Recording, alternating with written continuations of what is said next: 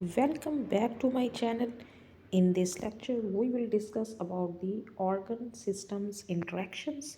Previous lectures में हमने introduction of physiology और ऑर्गन्स का पढ़ा था, जैसे renal system, reproductive system, respiratory system. उन सब ऑर्गन्स के क्या फंक्शन होते हैं और वो किस तरीके से अपना फंक्शन परफॉर्म करते हैं। और इस लेक्चर में हम ऑर्गन सिस्टम इंटरेक्शंस देखेंगे।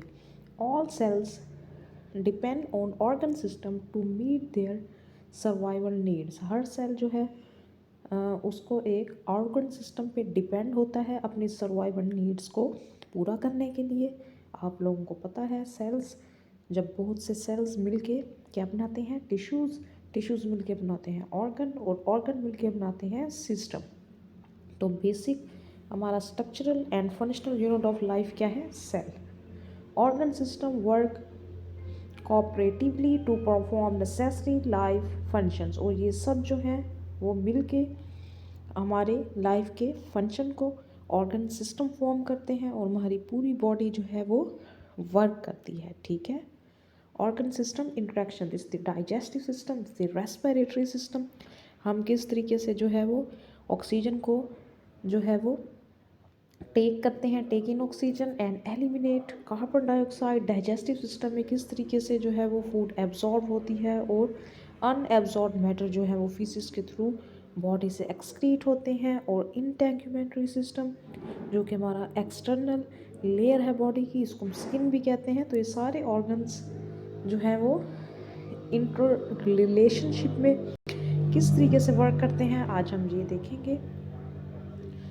Next we have a body fluids. Body fluids में हम देखते हैं body composition in average young adult male. क्या क्या बॉडी कंपोजिशन है और कितने परसेंटेज उनका वेट है। हमारे बॉडी में जो कि प्रोटीन्स प्रेजेंट हैं and other related substance, that is 18%।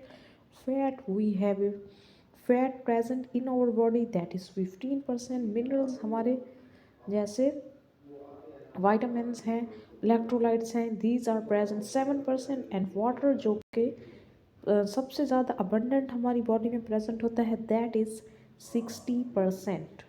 Body fluids की अगर हम बात करें तो वाटर कंटेंट इन बॉडी, उसको हम डिवाइड करते हैं टू कंपार्टमेंट्स में। एक है हमारा एक्स्ट्रा सेलुलर, एक है हमारा intra cellular. Extra cellular means it is present outside this cell. जैसे एक सेल है, इसके आउटसाइड पे क्या है, एक्स्ट्रा सेलुलर, और सेल के अंदर जो है उसको हम कहेंगे intra cellular. Internal fluid outside the cell, this लिखा हुआ है ये 1/3 volume of the fluid in the body, वो हमारा कंसिस्ट करता है एक्स्ट्रा सेलुलर में, जिसमें हमारे आयंस एंड न्यूट्रिएंट्स प्रेजेंट होते हैं जो कि हमारे सेलुलर लाइफ के लिए ज़रूरी होते हैं। और एक्स्ट्रा सेलुलर को फर्दर हम डिवाइड करते हैं in the interstitial fluid and the plasma. Interstitial fluid क्या होता है, फ्लूइड बिटवीन सेल्स। अगर दो सेल्स हैं उनके दरमियान जो भी फ्लूइड होगा, that is the interstitial fluid. And जो प्लाज्मा है वो फ्लूइड पोर्शन है किसका, ब्लड का। नेक्स्ट इंट्रासेलुलर फ्लूइड, जो कि फ्लूइड प्रेजेंट होता है इनसाइड ऑफ द सेल, और ये कंसिस्ट करता है 2/3 volume of the fluid in the body. Extra cellular is the 1/3 and intracellular is the 2/3। Fluid compartments में हमारा बॉडी में 60% जो है वो वाटर होता है, फ्लूइड होते हैं। इसमें हमारा एक्स्ट्रा सेलुलर है और इसमें फ्लूइड कंपार्टमेंट्स में एक extra cellular and the second is the intra cellular. Extra cellular होता है 1/3 और इंट्रा सेलुलर होता है 2/3। इसका वेट है 20%, इसका है 40, तो ये टोटल 60% हो जाएगा। ठीक है। एक्स्ट्रा सेलुलर में हमारे पास क्या है, प्लाज्मा है, and we also have transcellular fluid and we have interstitial fluid. Extra cellular fluid में हमारे पास जो है इंटरस्टिशियल एंड प्लाज्मा आते हैं। Next, body fluid compartment, this you can see is the total body water, this is the intracellular fluid, this is the extra cellular fluid.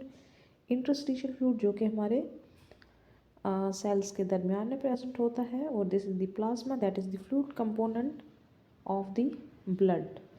Example, how to calculate total body water, कैसे हम calculate कर सकते हैं, calculate total body water for 70 kg man. इसको हम 60% होता है हमारा total body water, 60% multiply by 70, उसके वेट से हम जिसको मल्टीप्लाई कर देंगे that is 42 litre of blood, जिसमें 28 लीटर आएगा intra cellular fluid and the 14 of extra cellular fluid, क्योंकि ये 2/3 है इंट्रा सेलुलर और एक्स्ट्रा सेलुलर है 1/3, 3 litre plasma and 11 litre interstitial fluid. Difference between extra cellular fluid and intra cellular fluid, extra cellular fluid में हमारे पास कैटाइन्स होते हैं, sodium, potassium, magnesium, anions होते हैं, क्लोराइड, बाइकार्बोनेट्स। एक्स्ट्रा सेलुलर में मज़ीद हमारे पास न्यूट्रिएंट्स होते हैं जिसमें oxygen, glucose, fatty acid, amino acid और कुछ वेस्ट प्रोडक्ट्स भी होते हैं जिसमें carbon dioxide, urea, uric acid, excess water and ions, वो हमारे भी कहाँ होते हैं एक्स्ट्रा सेलुलर फ्लूइड में। इंट्रा सेलुलर के अंदर भी कैटाइन्स, एनाइंस होते हैं, sodium, potassium, magnesium, chloride, phosphate, ions, bicarbonates और न्यूट्रिएंट्स होते हैं जो कि हाई कंसनट्रेशन ऑफ प्रोटीन जो कि हमारे इंट्रा सेलुलर फ्लूइड में प्रेजेंट होते हैं।